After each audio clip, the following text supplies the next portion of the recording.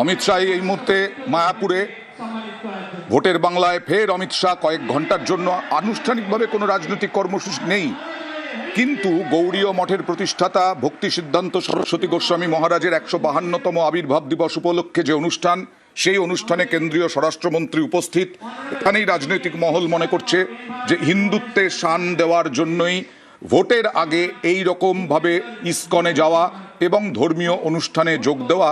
সঙ্গে আছেন শ্রমিক ভট্টাচার্য, বিজেপি রাজ্য সভাপতি, বিরোধী দলনেতা শুভেন্দু অধিকারী। কথা বলবো প্রতিনিধি সুস্মিতার সঙ্গে। সুস্মিতা, কোনো রাজনৈতিক কর্মসূচি নয়, তবু উঠছে প্রশ্ন, এটা কি কৌশলে হিন্দুত্বে শান দেওয়ার চেষ্টা? দেখো, নিশ্চিতভাবেই হিন্দুত্বে শান দেওয়ার চেষ্টাটাকে আরো বেশি করে করা হচ্ছে নির্বাচনের আগে, সেটা স্পষ্ট। তার কারণ ইসকনের মতো একটি প্রতিষ্ঠান এবং যেখানে অমিত শাহ এই মুহূর্তে উপস্থিত রয়েছে এবং অমিত শাহের সঙ্গে শ্রমিক ভট্টাচার্য, শুভেন্দু অধিকারী, ভূপেন্দ্র যাদব, তারা সকলে উপস্থিত রয়েছে। মঞ্চে এই মুহূর্তে প্রস্তুত, মঞ্চে এই মুহূর্তে অমিত শাহ তিনি নিজে উপস্থিত রয়েছে। ইসকনের তরফ থেকে মালা পরিয়ে হরিনামের যে চাদর, সেই চাদর পরিয়ে তাকে সম্মানিত করা হচ্ছে এবং তার সঙ্গে অবশ্যই মালা পরিয়ে ইসকনের তরফ থেকে সেখানে সেটাকে সম্মানিত সব থেকে তাৎপর্যপূর্ণ আরো বোধহয় সুস্মিতা, যে ভোট পর্যবেক্ষক, বাংলায় ভোট পর্যবেক্ষক ভূপেন্দ্র যাদবের উপস্থিতিও এই মঞ্চে। নিশ্চিতভাবে সেটাই বারবার করে চোখে আঙুল দিয়ে দিচ্ছে যে নির্বাচনের আগে বঙ্গ বিজেপি আবার একবার হিন্দুত্ব সনাতনী অস্ত্রের নাম দিতে চাইছে। বঙ্গ বিজেপির নির্বাচনী পর্যবেক্ষক, প্রধান নির্বাচনী পর্যবেক্ষক স্বয়ং মঞ্চে উপস্থিত রয়েছেন।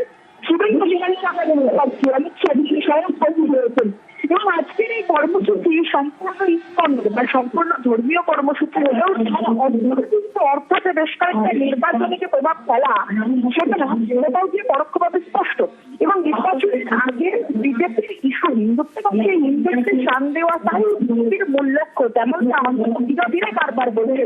রাজনৈতিক মহলের একাংশ তারাও এই একই কথাই মনে করছে এবং অমিত শাহ তিনি এই মুহূর্তে উপস্থিত রয়েছেন ভক্তি সিদ্ধান্ত সরস্বতী ঠাকুর মহারাজের ১৫২তম জন্ম জয়ন্তী, সেই জন্ম জয়ন্তী কিছুক্ষণের মধ্যে সুস্মিতা তোমার কাছে আসবো। আরো প্রশ্ন আছে, আমি একবার রঞ্জিতের সঙ্গে কথা বলি। রঞ্জিত, জেলা নেতৃত্বের কি ভূমিকা ছিল? এটা যদিও ধর্মীয় অনুষ্ঠান বলা হচ্ছে, কিন্তু হিন্দুত্বে শান কিনা তা নিয়ে প্রশ্ন উঠছে।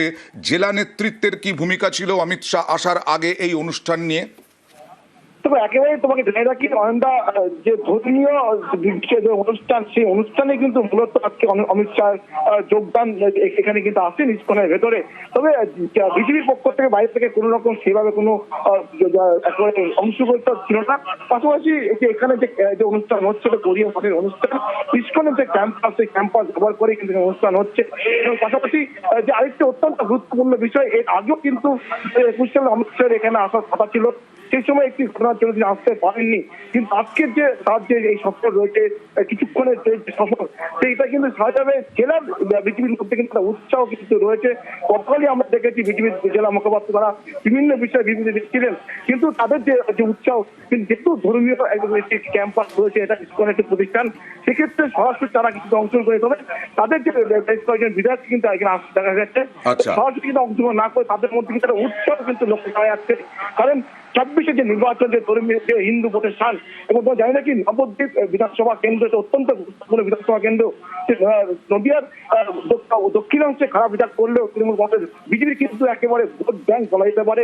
সেক্ষেত্রে দাঁড়িয়ে যে ২৬ নির্বাচনের আগে আজকের যে সফর, সেসব বিজেপির কাছে অনেকটাই উৎসাহ বলে মনে করছে রাজনৈতিক মহল। বেশ, আরও একবার আপনাদের জানাই, এই মুহূর্তে মায়াপুরে ধর্মীয় অনুষ্ঠানে কেন্দ্রীয় স্বরাষ্ট্রমন্ত্রী অমিত শাহ, ভোটে বাংলার পর্যবেক্ষক ভূপেন্দ্র যাদব উপস্থিত, এছাড়াও শ্রমিক ভট্টাচার্য, বিজেপি রাজ্য সভাপতি, এবং বিরোধী দলনেতা শুভেন্দু অধিকারীও উপস্থিত। এই নিয়ে রাজনৈতিক তরজা তুঙ্গে ছিল গতকাল পর্যন্ত। কারণ এটা কি কৌশলে হিন্দুত্বে শান দেওয়ার চেষ্টা? এই রকম একটি অনুষ্ঠানে ইসকনে আসা ২০২৬-এর যে বিধানসভা নির্বাচন আর কয়েকদিন পরেই, তার আগে এই ধর্মীয় অনুষ্ঠানে যোগ দেওয়া নিয়েও রাজনৈতিক তরজা তুঙ্গে। আরেকবার কথা বলবো সুস্মিতার সঙ্গে। সুস্মিতা, ২১-এ যা হয়নি, ২৪-এ যা হয়নি, শুভেন্দু অধিকারী বারবার হিন্দুত্বে শান দেওয়ার কথাই বলছেন গত কয়েক মাস ধরে, যেখানে যেখানে মঞ্চে বক্তব্য রেখেছেন, বৈঠক হয়েছে, মিটিং হয়েছে।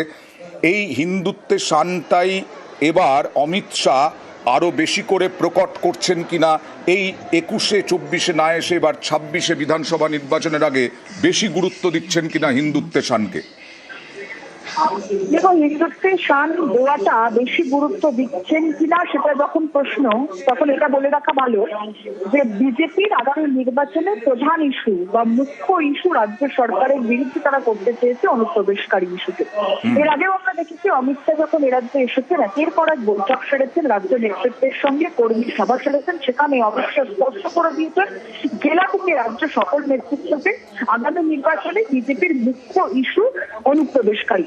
সেই সঙ্গে বাংলাদেশে যেভাবে হিন্দুদের উপর অত্যাচারের অভিযোগকে সামনে আনা হয়েছে, হিন্দুদের উপর অত্যাচারের ছবিকে বারংবার বিজেপি প্রকাশ্যে এনেছে, সেই ইস্যুটাকেও যে তারা গৌণ করে দেখবে না, অন্তত ইসকনের এই অনুষ্ঠানে অমিত শাহের আসা এবং তার সঙ্গে উল্লেখযোগ্যভাবে শুভেন্দু শ্রমিকের সঙ্গে ভূপেন্দ্র যাদবের উপস্থিতি সেটা আরো বেশি করে প্রমাণ করছে।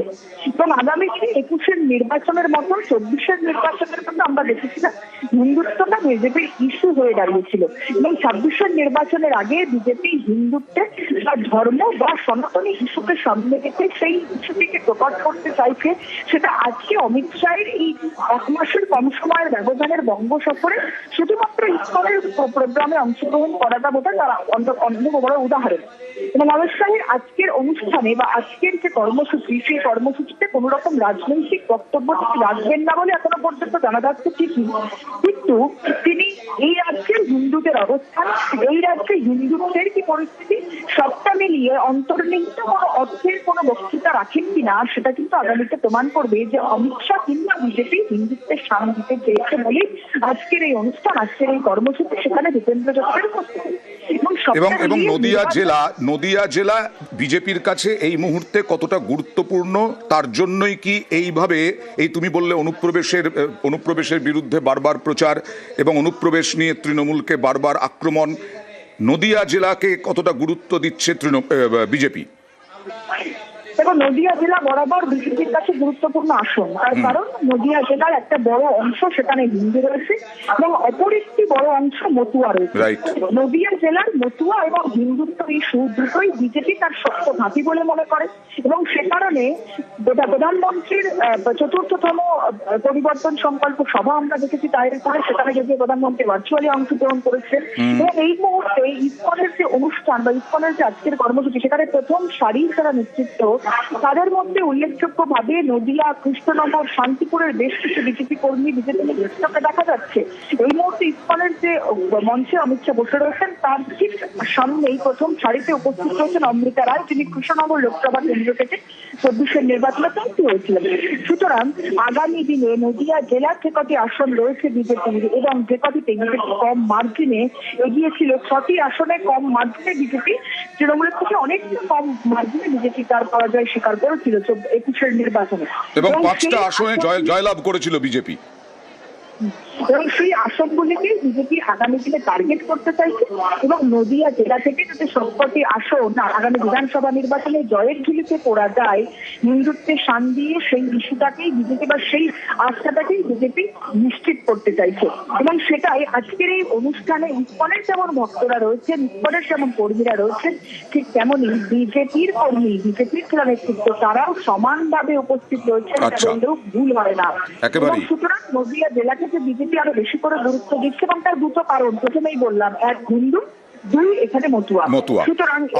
আসবো আবার আমরা অমিত শাহের খবরেই আসবো, কারণ এখানে কল্যাণী, কৃষ্ণগঞ্জ, রানাঘাট উত্তর পশ্চিম, রানাঘাট দক্ষিণ এবং হরিণঘাটা, এই কয়েকটি জায়গায় জিতেছিল বিজেপির বিধায়করা, জিতেছিলেন বিজেপির প্রার্থীরা ছিলেন, এবং আরও 17টার মধ্যে আরও বেশি আসন জয়ী এখন লক্ষ্য অমিত শাহের।